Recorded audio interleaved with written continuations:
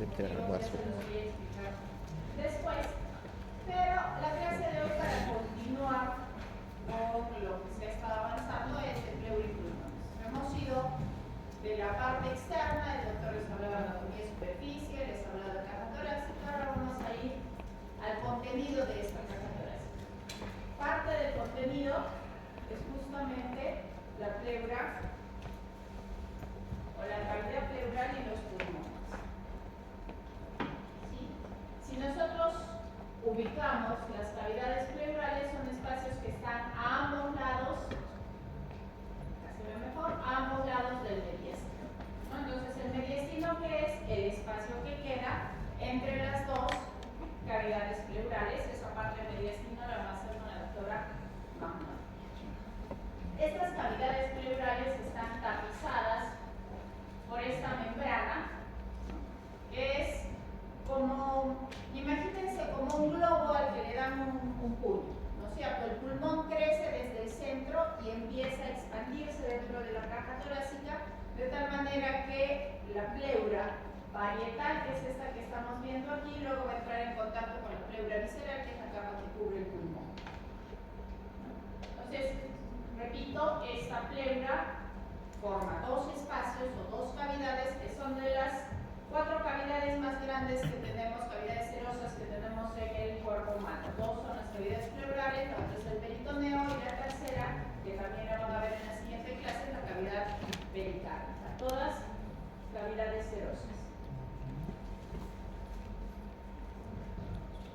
Entonces, aquí viene lo que les decía, ¿no es cierto? El pulmón se empieza a invaginar, se empieza a desarrollar desde la parte central, y al momento que va creciendo empuja esta capa de la pleura, que vendría a ser la pleura visceral, y ocupa gran parte de toda esta cavidad pleural. Finalmente, esa cavidad pleural no es tal, es una cavidad virtual que tiene una pequeña cantidad de líquido que permite los movimientos respiratorios o los movimientos pulmonares dentro de esta cavidad pleural sin que haya roce o desgaste de las pleuras.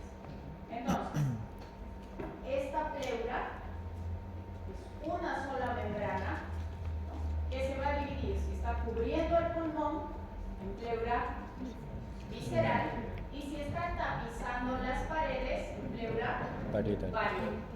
Esta pleura parietal toda tiene más o menos su mismo grosor, pero va a cambiar un poco de nombre dependiendo con qué esté en contacto. Entonces, aquí está en contacto con el mediastino, entonces se llama pleura parietal o pleura mediastina. Aquí está en contacto con las costillas, es la porción costal de la pleura visceral. Aquí está en contacto de la pleura parietal, perdón, aquí está en contacto con el diafragma, es la pleura diafragmática. Y aquí arriba no está en contacto, o está en contacto con las estructuras del cuello. Entonces, hay un tejido conectivo que rodea o que une esta pleura parietal a sus paredes adyacentes. Este tejido conectivo se llama fascia endotorácica.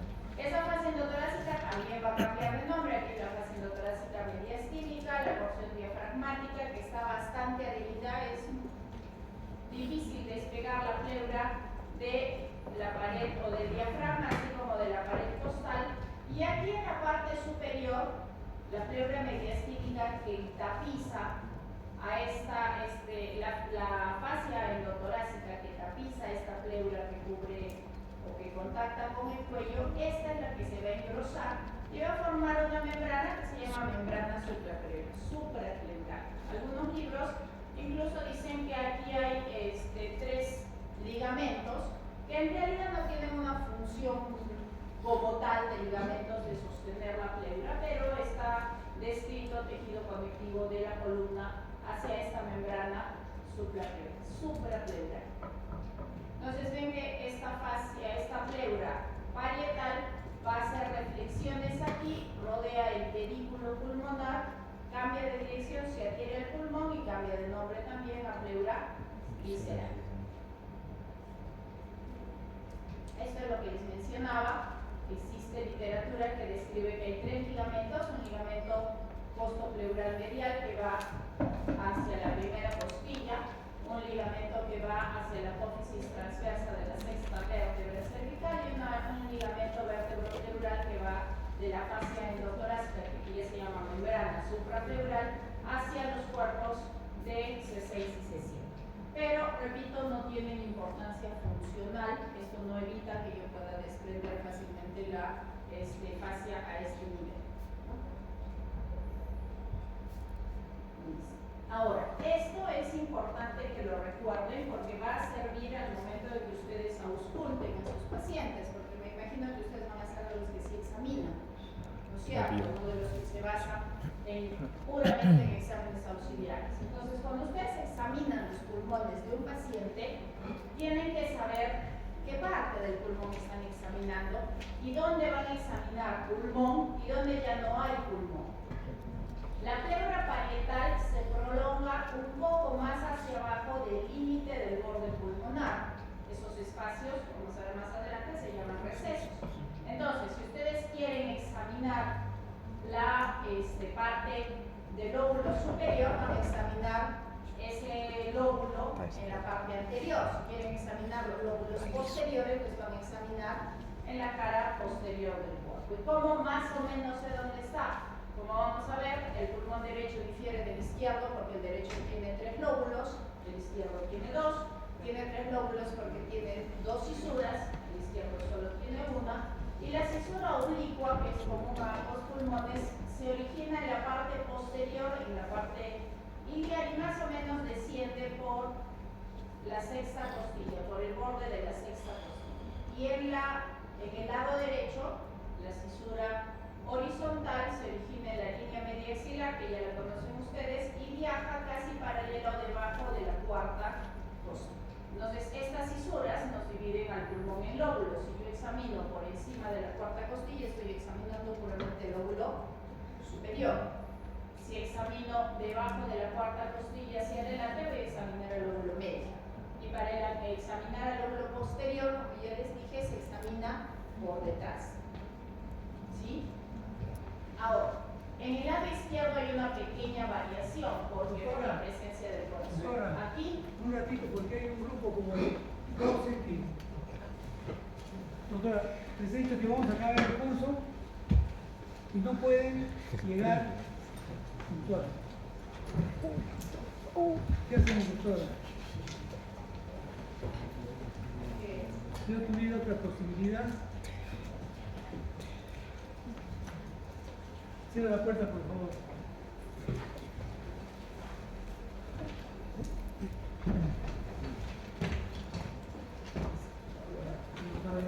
Entonces, les decía que en el lado derecho la pleura parietal se continúa casi de manera vertical. En cambio, en el lado izquierdo llega más o menos al cuarto espacio intercostal y la pleura se retira, la proyección de la pleura se desplaza hacia afuera, abajo y afuera, de tal manera que en el quinto espacio intercostal y sexto espacio intercostal, en la parte paralela al esternón, ya no tengo yo pleura y tampoco tejido pulmonar, lo que está es el corazón.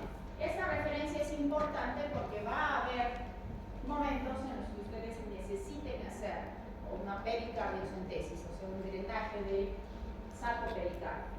¿Cierto? Entonces, ¿dónde lo van a hacer? En el quinto o sexto espacio intercostal, que ahí ya no hay pulmón, no hay riesgo de dañar el pulmón. Ahora, con la base de la tecnología, ya estos procedimientos no se hacen a ciegas, como se hacía antes, eso entra dentro de lo que es radiología intervencionista, se hace con guía ecográfica, porque los ecógrafos también tienen una mejor resolución, ¿no es cierto? Pero si no lo tienen, que lamentablemente en el Perú hay lugares donde no los hay, y necesitan hacerlo, tienen que buscar quinto o sexto espacio intercostal por fuera del esternón, ¿no? Hasta más o menos lo que corresponde a la articulación postconcave. Viéndolo por atrás, dijimos que atrás se va a examinar los lóbulos inferiores de ambos pulmones, ¿no? No examinamos aquí sobre la escápula, ¿por qué? Porque el hueso me va a bloquear el sonido, ¿no? Salvo que le pide a mi paciente que cruce el cal y los brazos hacia adelante, desplaza las escápulas hacia afuera y lo puedo examinar. ¿Y hasta dónde? Más o menos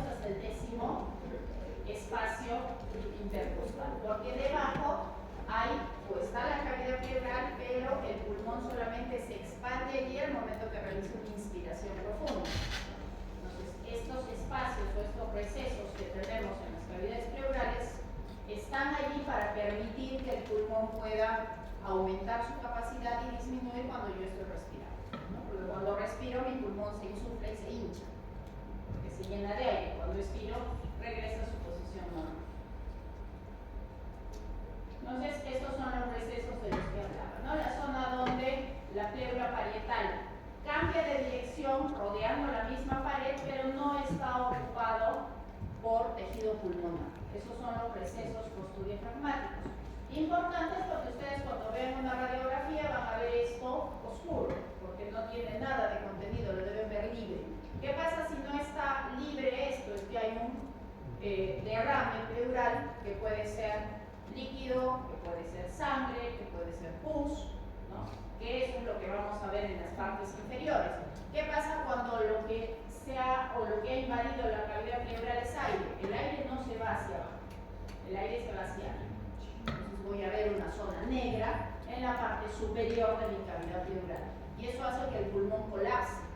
El pulmón del lado afectado no se va a expandir de manera correcta, ese pulmón no va a respirar bien, vamos a tener una imagen pulmonar reducida y ocupado el espacio por aire si es arriba o por líquido si es en la parte inferior.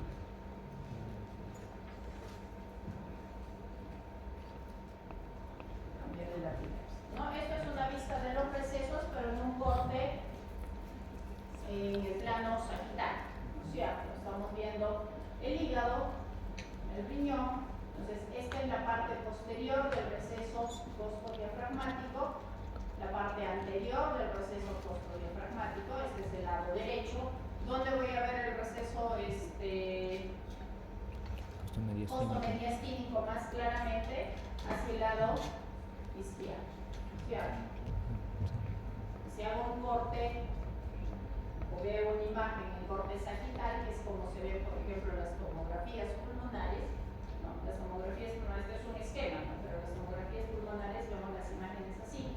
Entonces vamos a ver los recesos, de aquí en adelante sería el costo mediastino, ¿no? Porque este es el mediastino, este es el corazón. Mediastino, receso costo mediastínico, que debe estar así, completamente libre, sin contenido, porque la cantidad de líquido que hay en la cavidad pleural es mínima, no se ve en imagen de recibo. Si llego a ver líquido es que es más de lo normal. Entonces, receso postomediastínico, el receso postdiafragmático hacia abajo y atrás es más grande.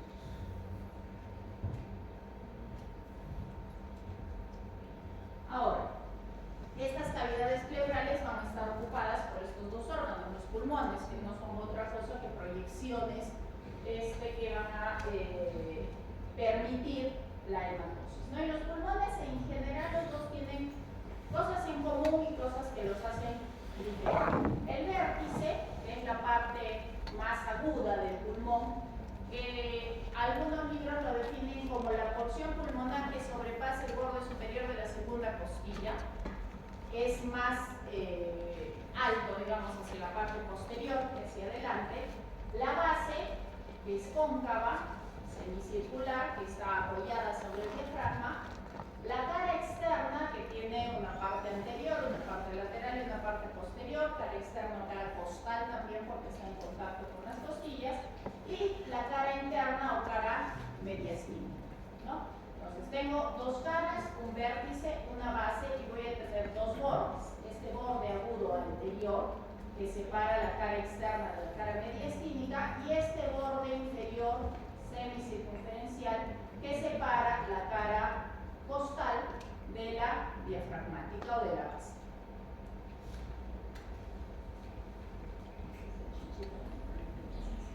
Entonces, otra imagen del pulmón, en este caso ya es el pulmón derecho. ¿Por qué? Porque dijimos que el pulmón derecho tiene dos fisuras, una horizontal y una oblicua, ¿no? Tiene tres lóbulos. Vértice del pulmón derecho, ven que la fisura oblicua se origina en el ilio por la parte superior y posterior del pedículo pulmonar, asciende y luego desciende de manera oblicua y va a cruzar completamente la cara diafragmática para terminar nuevamente en la cara mediastínica, pero debajo de pulmonar, o sea, debajo del isquio, ¿no? Como que le da la vuelta completamente. Y la cisura o fisura horizontal, que se origina de la oblicua y ya sabemos que viaja más o menos a la altura de la cuarta costilla.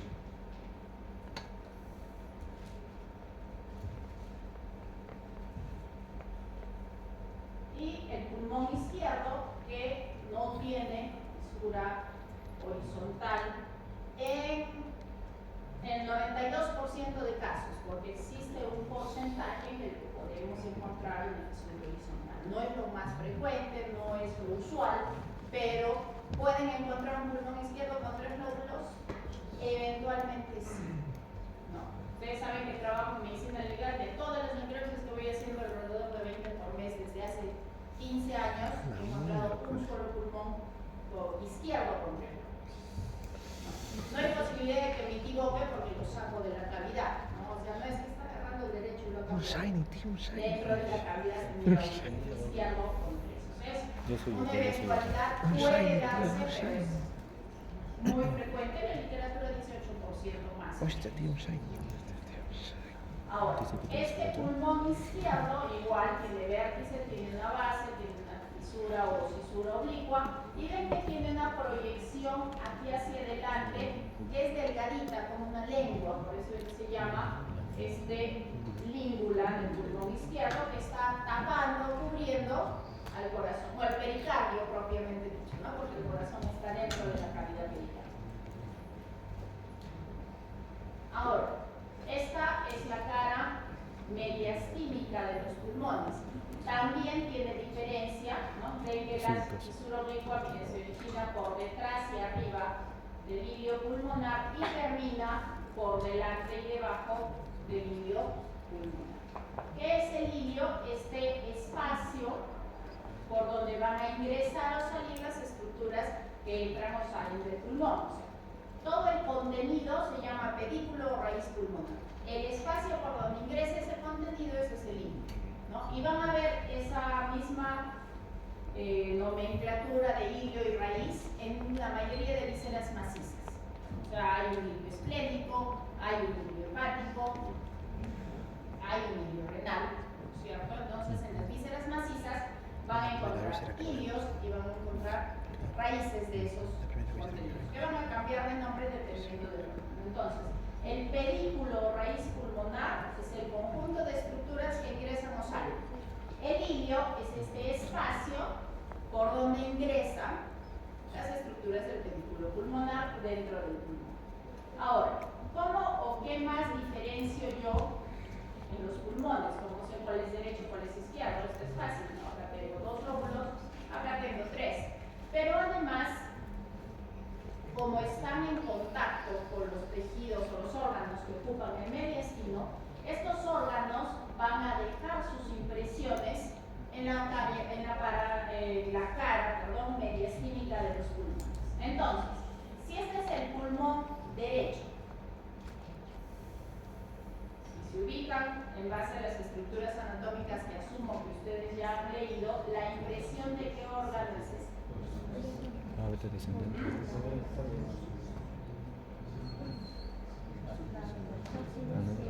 Aquí abajo, esófago. Sí. Esófago. Claro. Aquí arriba, aquí, esa es la subclavia. La impresión de la subclavia o del tronco. En el derecho, ¿qué tenemos? ¿De frente subclavia o tenemos tronco? Tronco brachiocefálico derecho. Aquí, si es subclavia, está saliendo del callado y también deja su impresión el tronco brachiocefálico, pero el venoso. O sea, el venoso. Aquí, el que hace un callado sobre el ilio pulmonar derecho, ¿a quién corresponde? A la vena ácidos. Y si esta es la impresión del callado de la vena ácidos, esta impresión ¿a quién corresponde? A la cava superior, que es donde drena la vena ácidos, ¿sí? Entonces, solamente ubicando las estructuras que están en el mediastino, tú vas a saber quién o qué estructura está dejando una imagen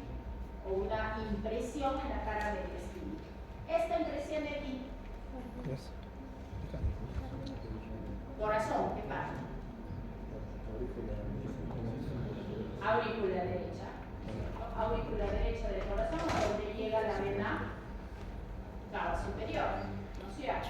En cambio, este callado de aquí, ¿de quién es? De la aorta, porque la aorta está más o ligeramente hacia la izquierda y va a dejar su impresión. Callado aórtico, y esta sería aorta descendente. Y aquí parte de la aorta ascendente y la vena cava estable, ¿no es cierto? La vena cava superior. Y esta impresión de acá, que es mucho más profunda, impresión cardíaca, pero ¿de qué parte? Del ventrículo izquierdo. Básicamente el ventrículo izquierdo, ¿no? Básicamente el ventrículo izquierdo. Entonces, las impresiones en la cara mediastínica no se las tienen que aprender de memoria, solo tienen que acordarse qué pasa y a qué va. ¿Sí? Ahora, también hay una diferencia aquí al momento del ingreso de las estructuras en el pulmón, porque los órganos o las estructuras de la raíz no son rígidas, ¿no es cierto? Entonces, un momento van a estar adelante, luego van a estar arriba, un momento van a estar adelante, luego van a estar abajo. Pero al momento que ingresan al pulmón, tenemos aquí esto que está en amarillo, sería el bronquio principal derecho, pero que ya se está ramificando, ya está dando su bronquio lobar para el lóbulo superior. Y esta es la continuación o el bronquio intermedio. Delante del bronquio está la arteria. ¿Qué arteria? La arteria pulmonar derecha, obviamente, ¿no es cierto? La arteria pulmonar derecha, que también ya se está ramificando para ir junto con su rama bronquial. ¿Por qué esta arteria no está arriba como en el lado izquierdo? Porque aquí hay una estructura vascular, ¿no es cierto? El callado del ácido que está pasando sobre o cabalgando el bronquio principal derecho. Y delante de la arteria está la vena pulmonar superior y debajo, siempre la estructura más inferior, la vena pulmonar inferior. Superior delante de la arteria, inferior abajo. Justo debajo de la vena pulmonar inferior vamos a tener esta unión de la pleura parietal con la pleura visceral, que es la única estructura que fija propiamente el pulmón, que es el ligamento pulmonar. Entonces, el ligamento pulmonar no es otra cosa que la unión de la pleura parietal con la pleura visceral por debajo del ilio pulmonar, en ambos casos. Aquí además van a entrar o van a salir tejido linfático, van a entrar los plexos pulmonares. Y en el lado izquierdo, el bronquio sigue siendo lo más posterior. Sobre el bronquio, a este nivel, está la arteria pulmonar, porque esta arteria pulmonar estuvo previamente en la raíz adelante y luego se hace superior para ingresar en el pulmón. Delante está la vena pulmonar superior y la vena pulmonar inferior izquierda, ¿no es cierto? Siempre las venas pulmonares inferiores van a ser las estructuras más inferiores del ilio pulmonar y debajo el ligamento pulmonar, que es una estructura avascular. O sea, dentro del ligamento no debiéramos encontrar ningún vaso. Entonces, esto es lo mismo, solo que con las estructuras que vamos a ver o que entran en contacto con los pulmones, ¿no es cierto? Entonces, acá ¿qué pulmón se ha sacado?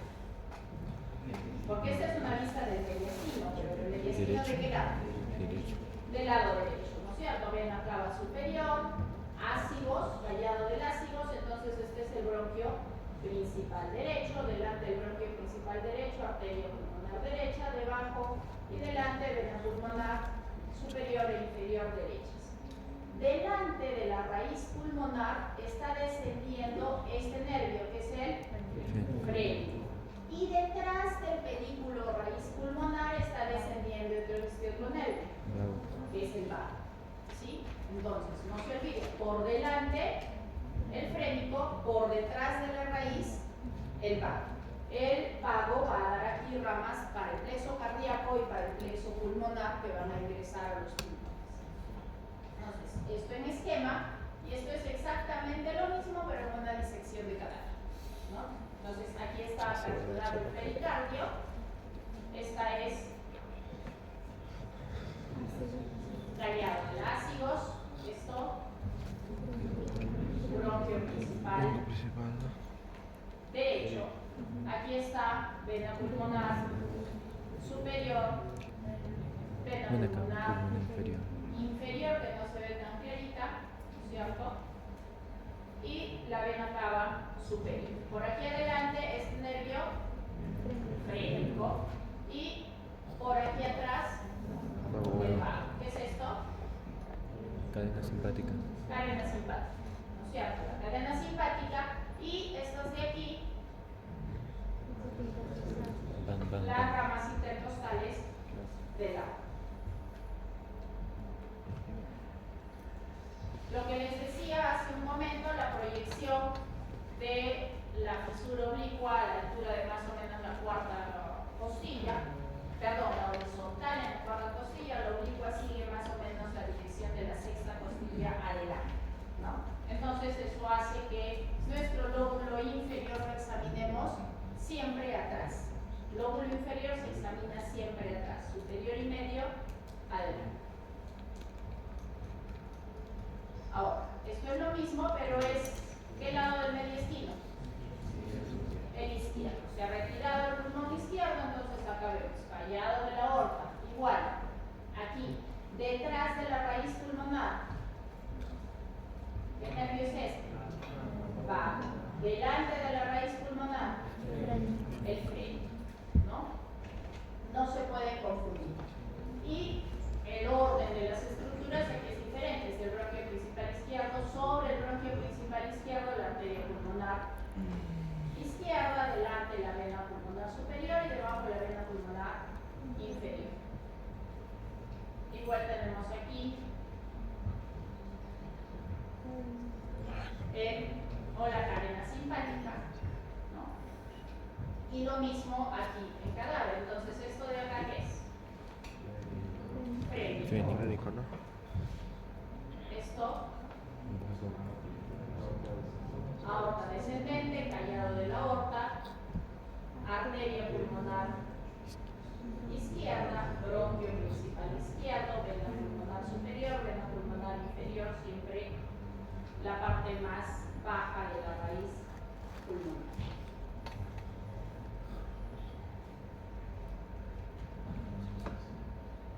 Y la misma proyección en el lado izquierdo igual, ¿no? La fisura oblicua porque no hay horizontal. A diferencia del lado derecho no viaja con la sexta costilla, sino la cruza por una X con la sexta costilla y viaja más bien con la sexta. Ahora, entonces, dijimos que los pulmones no eran otra cosa que la parte final de todo el sistema respiratorio, que finalmente está compuesta por sacos alveolares, o sea, el principal componente del pulmón es aire. Aire rodeado de tejido vascular para poder dar o poderse realizar una hematosis adecuada, ¿no es cierto? Entonces tengo una red capilar alrededor de los alveolos donde se va a realizar la hematosis correspondiente. Ahora, cada uno de nuestros pulmones va a tener dos tipos de irrigación. Una irrigación funcional, que es la que viene desde el corazón directamente a través de las arterias pulmonares, y una irrigación nutricia, como todos los órganos, que nace de la aorta, ¿no? Todos los órganos de nuestro cuerpo humano se nutren gracias a ramas de la aorta finalmente, ¿sí? Entonces, el pulmón no es una excepción. Tiene una circulación bronquial nutricia, las arterias bronquiales, que son ramas de la aorta, y una circulación pulmonar, que es la funcional, que viene con las arterias pulmonares que están saliendo del ventrículo derecho. Estas arterias pulmonares no tienen o no van exactamente con los bronquios. He visto que no necesariamente, hasta el bronquio lobar sí tiene su propia arteria lobar, pero después las divisiones de los bronquios no van acompañadas exactamente de una arteria, de una rama de la arteria pulmonar, porque vamos a tener ramas segmentarias a diferentes niveles, pero las ramas de la arteria pulmonar lo que van a buscar es formar esta red capilar que permita la hematosis, ¿no es cierto? Porque la arteria pulmonar es el único o la única arteria que está Mendoza. desoxigenada, ¿no es cierto? Antiguamente mal llamada sangre venosa. Estás acusando la silla y estás durmiendo. Siéntate bien. Pon la mochila en otro sitio. Al mango, perdón.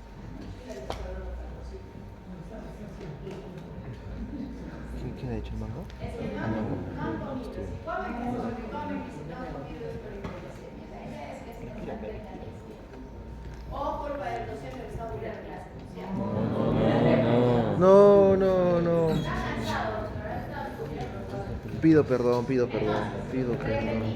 Circulación pulmonar que nace del ventrículo izquierdo, que es la famosa circulación menor, del ventrículo derecho, perdón, ¿sí? Ventrículo derecho, arteria pulmonar, tronco pulmonar que se divide en una arteria pulmonar derecha e izquierda, que se encarga de realizar la hematosis y que traslada sangre no oxigenada. Por eso todos los atlas dibujan o le ponen color azul a la arteria pulmonar, o sea, y color rojo a las venas pulmonares porque se supone que llevan oxígeno. Ahora, la circulación nutricia dijimos que nace de las arterias bronquiales. Hay muchísimas variaciones anatómicas en cuanto a la distribución de las arterias bronquiales, pero lo más frecuente es que tengamos una arteria bronquial derecha y dos arterias bronquiales izquierdas, ambas ramas de la aorta, ¿sí? Una derecha, dos izquierdas. Eso es lo común. Que pueda encontrar dos derechas, que pueda encontrar una izquierda, no es lo más usual. Lo frecuente es una bronquial derecha, dos bronquiales izquierdas. Y estas ramas bronquiales, además, se van a encargar de dar ramas para el esófago, o sea, las ramas esofágicas. Y van a dar ambas bronquiales una rama que sea anastomosa con la bronquial del otro lado y forma esta intertraqueal o subtraqueal que se encarga de irrigar a la tráquea. Entonces, esta sería aquí. La arteria bronquial derecha puede nacer directamente de la aorta o puede nacer en un tronco común con la tercera intercostal. Esa variación también se puede encontrar, ¿no? Y se van a ramificar después de que lleguen al bronquio para cada bronquio secundario, bronquio lobar, y luego van a seguir sus divisiones finalmente para formar una red capilar alrededor de los alículos. En el lado izquierdo tenemos, ya saben, dos arterias bronquiales por lo general, que también son ramas de la aorta y que van a viajar junto con los bronquios.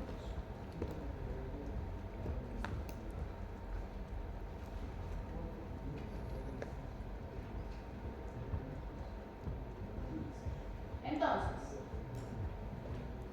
podemos encontrar arterias bronquiales que nazcan del callado, podemos encontrar arterias bronquiales que nazcan del callado. Podemos encontrar arterias bronquiales que nazcan hasta de la subclavia, sí. No es lo usual, no es lo más frecuente, lo dice la literatura de las personas que han escrito los libros y han hecho gran número de disecciones, habrán encontrado eso en uno o dos casos y por eso lo reportan. ¿No es cierto? Entonces, lo más frecuente, rama de la aorta, una para la derecha, dos para la izquierda. La de la derecha puede salir en un tronco común con la tercera intercostal.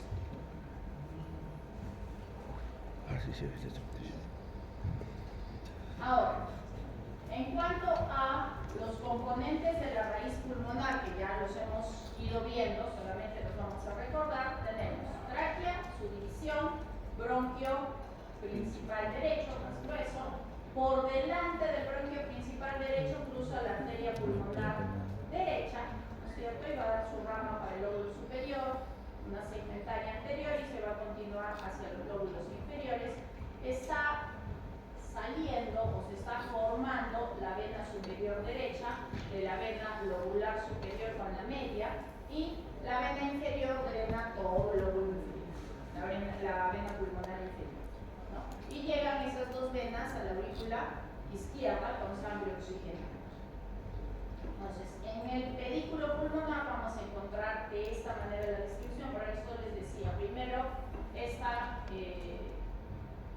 vena pulmonar va a pasar detrás de la aorta descendente, detrás de la vena cava superior, hasta llegar al ilio pulmonar. Y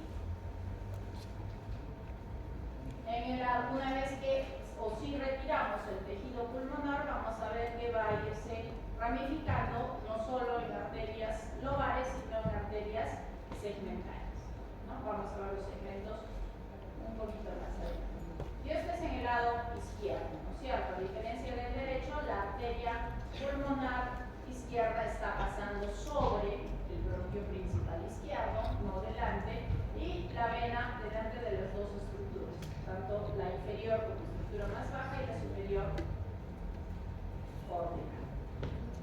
El drenaje venoso, así como hay la circulación, tiene la circulación nutricia y la circulación pulmonar, ingresan arterias y salen venas, siempre, ¿no es cierto? Están ingresando las arterias pulmonares y van a salir las venas pulmonares del corazón con sangre oxigenada. Ingresan arterias bronquiales y van a salir venas bronquiales, ¿no es cierto? Que van a drenar al sistema ácido, es el que se encarga de drenar la cavidad torácica también. Entonces, entran venas bronquiales, entran arterias bronquiales, salen venas bronquiales. Entran arterias pulmonares, salen venas pulmonares. Existe ahí una comunicación del sistema de nutrición funcional con el sistema de nutrición, con el sistema de irrigación nutricia, irrigación funcional con irrigación nutricia. ¿Ya? Me mires, bárbaro, sí me confundo. La irrigación funcional se comunica, o sea, anastomosa con la irrigación nutricia, sí. El drenaje de las venas bronquiales que llegan hacia la pleura se da directamente hacia las venas bronquiales, pero el drenaje de las venas que llegan cerca a los alveolos, o sea, a los bronquiolos terminales, puede llegar a drenar en las venas pulmonares. Entonces, hay, digámoslo así, contaminación de sangre no oxigenada con la sangre oxigenada que está llegando a las venas. Es en una cantidad importante como para producir una alteración funcional, no, pero existe. ¿Ya? Así como existe anastomosis alrededor de los arcos alveolares de las arterias, ramas de las pulmonares o ramas de las bronquiales. Pero es mínima ahora. ¿Cuál tiene más presión? Las bronquiales, las ramas aórticas tienen más presión, entonces es difícil que la sangre oxigenada vaya o llegue a la solo por diferencias de peso. Ahora, el drenaje linfático de los pulmones, aquí, ¿qué nos tenemos que acordar? Hay diferentes agrupaciones de ganglios linfáticos dependiendo de dónde estén ubicados. Voy a tener ganglios linfáticos alrededor de los bronquios, voy a tener alrededor del ilio pulmonar, voy a tener subtraqueales, voy a tener paratraqueales. Todo el pulmón derecho drena finalmente a los traqueobronquiales inferiores y finalmente a los paratraqueales derechos y al nodo supraclavicular derecho. En cambio, el pulmón izquierdo,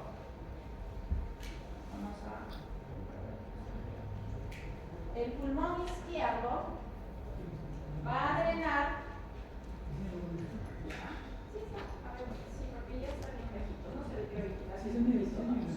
El pulmón izquierdo, el lóbulo superior sigue el recorrido, ¿no? Drena a los bronquiales, de los bronquiales a los traqueales inferiores y de ahí a los paratraqueales izquierdos y de ahí al nodo cervical izquierdo. Pero el lóbulo inferior de los traqueobronquiales inferiores drena hacia los paratraqueales derechos.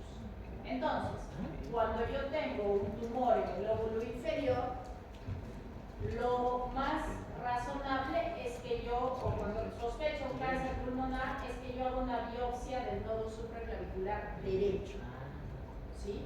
Porque la mayor parte, todo el pulmón derecho y el lóbulo inferior izquierdo van a terminar drenando al nodo supraclavicular derecho.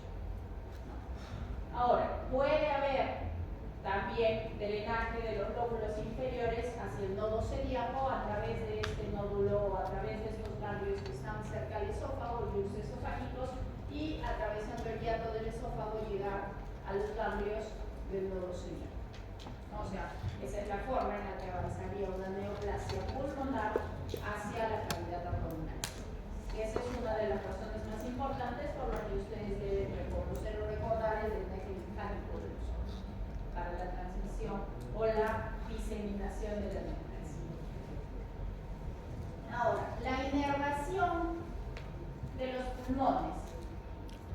Ahí de repente voy a pedir ayuda al doctor Paredes porque hay dos teorías. O sea, hay quienes dicen, Hollis por ejemplo dice que los pulmones básicamente reciben inervación parasimpática, no simpática, pero la terapia dice que llegan las dos.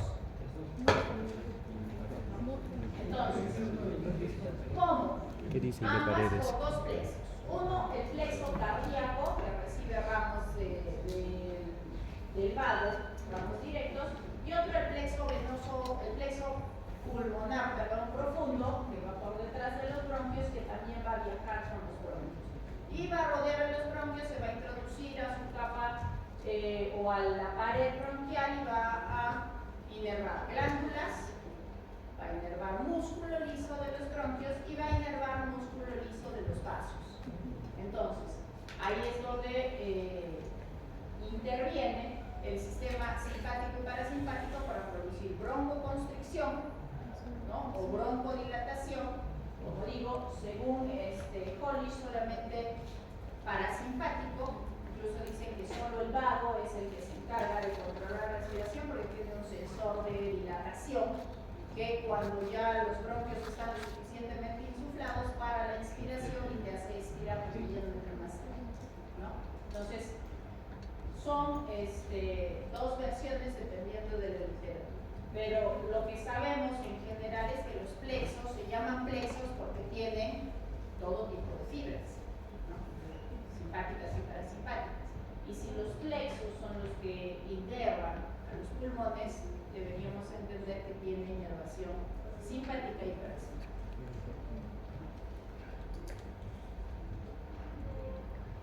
Ahora, estos pulmones, ¿de dónde reciben aire? De la vía aérea superior, que la vamos a empezar a ver desde la tráquea. No me voy a extender en tráquea porque esa la van a ver en mediastino. Aparte de la tráquea cervical, ustedes ya la conocen. Ya hemos hecho un cuello tráquea, ¿no es cierto? Se origina inmediatamente después de los cricoides. Son anillos incompletos. En la parte de atrás, una membrana que termina o completa la estructura. La tráquea justamente tiene anillos cartilaginosos para evitar que ésta se colapse y no haya un bloqueo del ingreso de aire. Las relaciones también las conocen. Y en la parte superior del tórax están estas arterias que son las tiroideas inferiores por delante de la tráquea y hacia los lados las carótidas y las subclavias, ¿no? Ya han visto, como dije, no me voy a extender en tráquea aquí porque lo van a ver en el destino, ¿no?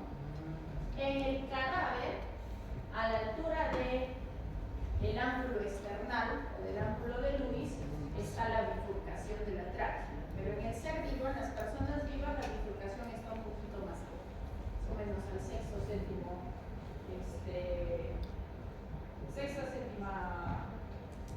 vértebra, ¿no es cierto? Pero generalmente, como hacemos el estudio en cadáveres, si tuviéramos un cadáver completo, vamos a encontrar la bifurcación de la tráquea a la altura del ángulo de Lewis. Esa es otra razón por la que es importante que ustedes recuerden el ángulo de Lewis. ¿Dónde o con quién está relacionada en el tórax? Se desciende ligeramente hacia la derecha. El callado de la aorta marca, el callado ya saben que se da también a la altura del ángulo de Lewis, entonces el callado está por delante, debajo de la división de la tráquea. ¿Sí? Y la tráquea en su división por la parte interna va a tener este cartílago como afilado en forma de rejita, que es la carina traqueal, separación de la tráquea en dos bronquios, un bronquio principal derecho y un bronquio principal izquierdo.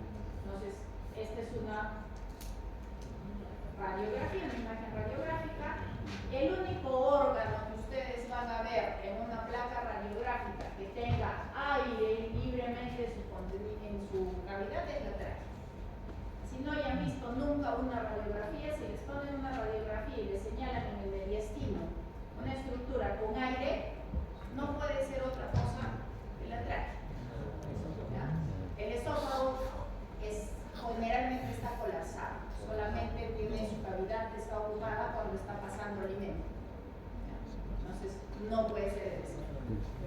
Solo la tráquea va a tener esta imagen y se puede llegar a ver la bifurcación eventualmente. Como les dije, esta proyección o este cartílago hacia adelante es la carina, que se ve por dentro, no se ve la carina por fuera de la tráquea, sino en la cavidad traqueal justo al momento que se va a dividir en bronquio principal derecho y bronquio principal izquierdo.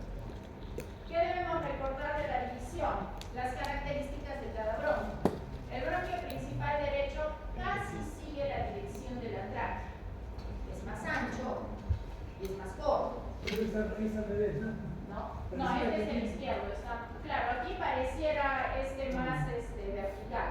¿Cierto? Si trazamos una línea aquí con el eje de la tráquea, el derecho forma un ángulo de más o menos 25 grados y el izquierdo de 45. Y al seguir la dirección de la tráquea y ser un bronquio más ancho, ¿cierto? Solamente por gravedad, los cuerpos extraños se van a depositar más fácilmente en el lado derecho, ¿no? O sea, van a bloquear más el lado derecho. No es que no puede haber bloqueo de izquierda. Más frecuente es que el primer pulmón comprometido sea el derecho porque se está bloqueando el bronquio principal derecho. Debido solamente a su distribución anatómica. Casi sigue la dirección de la tráquea, es más ancho, más corto. Y el izquierdo todo es ligeramente más delgado, o sea, de un diámetro menor, son milímetros, no llegan a ser centímetros. Es más largo porque la tráquea está ligeramente desviada a la derecha, entonces el bronquio izquierdo tiene que atravesar la columna para llegar al pulmón izquierdo y tiene que esquivar al corazón, por eso es ligeramente más horizontal. Entonces forma, como dije, con el eje un ángulo de 45 grados. Acá abajo está el corazón que lo desplaza, ¿no? Y cada uno de los bronquios principales, derecho e izquierdo, se va a dividir primero para las grandes divisiones del pulmón. Se van a tener bronquios lobares. Tengo lóbulos, bronquios lobares. Y cada bronquio lobar se va a subdividir en bronquios segmentarios. Y luego los segmentarios van a seguir dividiéndose, no dicotómicamente exactamente, pero sí van a seguir su división. La división segmentaria de los bronquios y los pulmones, como vamos a ver más adelante, tiene más que ver o tiene mi interés sobre todo quirúrgico, ¿no? Porque ya no se va a hacer una lobectomía, sí se puede hacer solamente una extirpación de un segmento pulmonar. Entonces, más que una división anatómica, porque como les dije hace un momento, no es que cada bronquio segmentario tenga su arteria y su vena. Hay venas intersegmentarias que drenan los segmentos, hay arterias que están divididas también a los niveles, entonces no es una división anatómica, es una división de interés quirúrgico. Uno va a ser cirujano de tórax, le interesa conocer esa división. ¿Cuántos segmentos tengo en cada pulmón? 10, solo que en el izquierdo se juntan 2 y termino con 8 segmentos pulmonares y 8 bronquios no segmentarios, no, sigo teniendo 10 bronquios segmentarios porque se van a seguir dividiendo en sus Ahora, ¿cuáles son los segmentos? Entonces tengo un bronquio lobar superior. El bronquio lobar superior se va a dividir en 3 bronquios segmentarios. El apical, para el segmento apical, el posterior, para el segmento posterior, y el anterior, para el segmento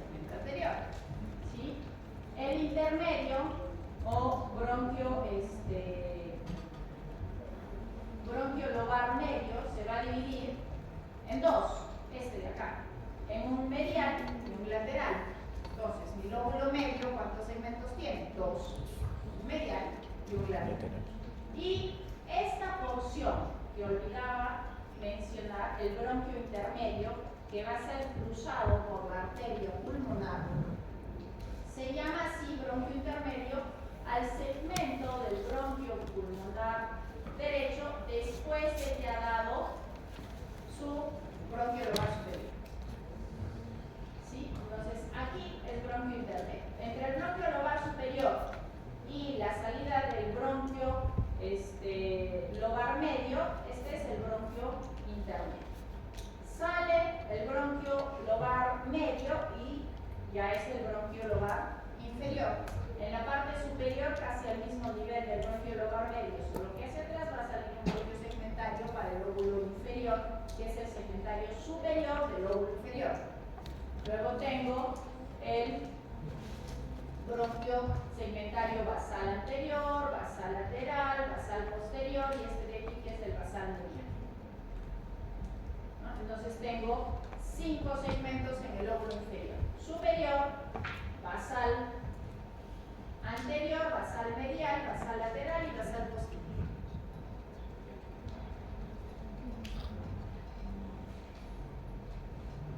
En el lado izquierdo es parecido, solo que en el lado izquierdo solo tengo 2 lóbulos, entonces solo voy a tener 2 bronquios lobales, uno superior y uno inferior.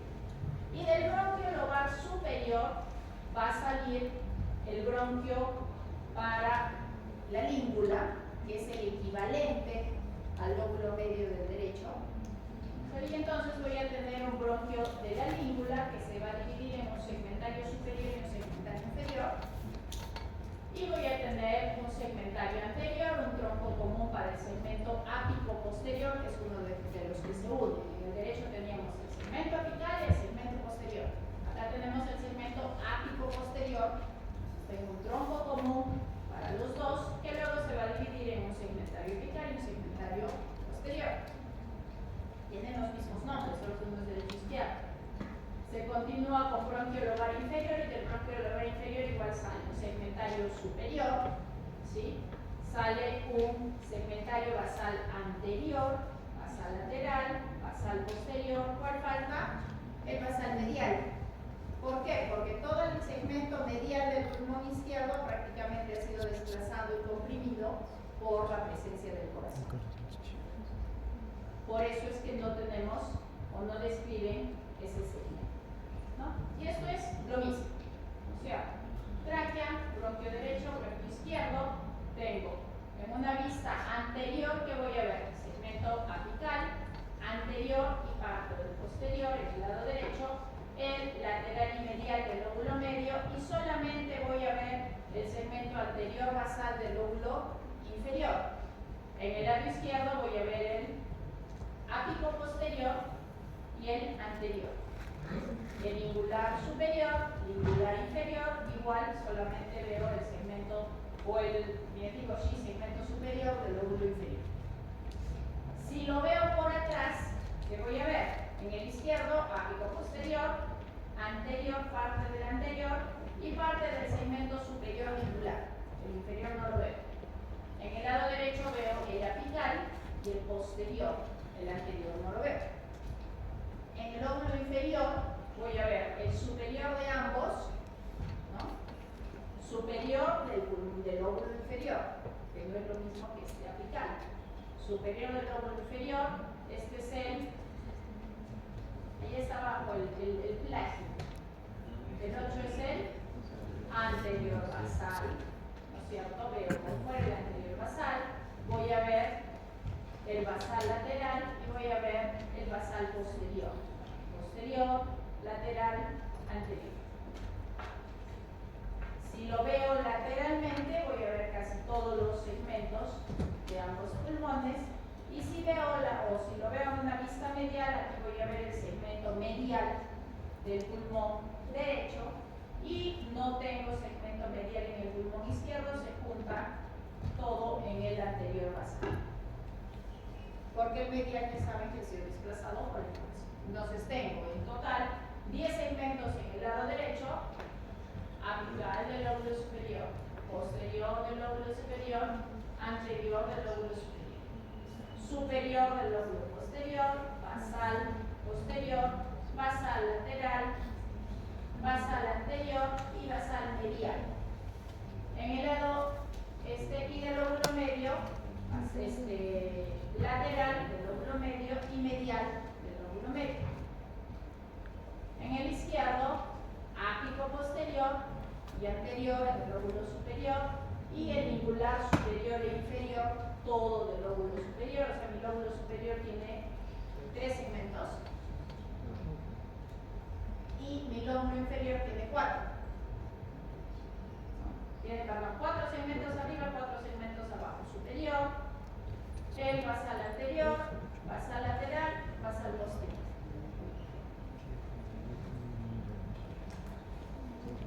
Importancia, ubicar una lesión en el pulmón. ¿Por qué? Porque los puedo ver en la proyección radiográfica. Estos segmentos pulmonares se pueden ver. Entonces, en una radiografía antero-posterior, que es esta del centro, puedo ver si está en el lóbulo apical derecho, posterior derecho, anterior derecho, dependiendo de su ubicación. Si está en el lóbulo medio, y ya sabemos que del pulmón o del lóbulo inferior hacia adelante solo se ve el anterior. En una toma lateral yo voy a tener una visión más amplia de los segmentos. Entonces, sí sirve para aplicarlo en la vista radiográfica.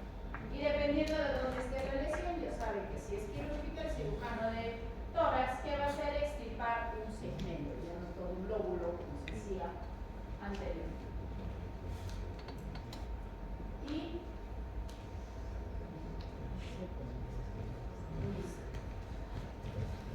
esta frase que lo dijo Robert Koch, ¿sí conocen quién fue Robert Koch? Claro, Médico, el que descubrió la penicilina. ¿no es cierto? Que descubrió el vacío de Koch. ¿Qué causa? Sí, así.